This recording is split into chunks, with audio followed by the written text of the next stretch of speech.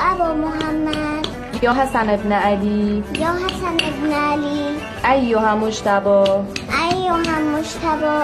یا ابن رسول الله يا ابن رسول الله یا حجت الله علی خلقه يا حجة خلاخر یا حجت الله